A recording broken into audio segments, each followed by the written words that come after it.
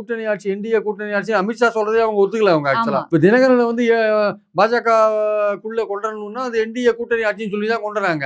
நீங்க எடப்பாடியை பத்தி கவலைப்படுறீங்க, இது என்டிஏ கூட்டணி ஆட்சி தானே அப்படி சொல்லி அவர் உள்ள இருக்க பாக்குறாங்க. சார், சிஎம் கேண்டிடேட்டே என்டிஏல இருந்து ஒருவர் தேர்ந்தெடுக்கப்படுவாருன்னு தானே அப்படிதான் சொல்றாங்க. அதனால தினகரன் எப்படி கன்வின்ஸ் பண்ணி பாஜக உள்ள சேர்க்குது, சேர்க்க ட்ரை பண்றாங்க.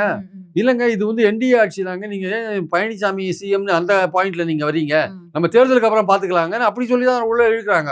ஆனா தினகரன் மசிவாரா இல்லையா போவாரான்றதை பொறுத்து வந்து பார்க்கணும். கிட்டத்தட்ட போற மாதிரியான சுச்சுவேஷன் இருக்கிறத பார்க்கணும். ஆனா நமக்கு என்னன்னா, காங்கிரஸ் வந்து அந்த மாதிரியான ஒரு விஷயத்தை பிடிச்சிட்டு அதிக இடங்களை திமுக கேட்கிற மாதிரியான ஒரு விஷயத்தை கையில் எடுக்கிறாங்க. உண்மையிலேயே காங்கிரஸ் மேல அக்கறை கொண்டு 2 விஷயம் இருக்கு. ஒண்ணு வந்து தாவேகா பக்கம் போறதுன்ற மாதிரியான ஒரு தோற்றம், ஜனநாயகனுக்கு ஆதரவா ட்வீட் போடுறது, ராகுல் காந்தி முதற்கொண்டு ட்வீட் போடுற விஷயங்கள்லாம் பார்க்கும்போது அது வந்து திமுகவை மிரட்டி அதிகமான இடங்கள் வாங்குறதுக்கான ஒரு விஷயமோ, இல்ல ஆட்சியில பங்கு அப்படின்னு கமிட் பண்ண வைக்கிறதுக்கான ஒரு விஷயமா பார்க்கறதா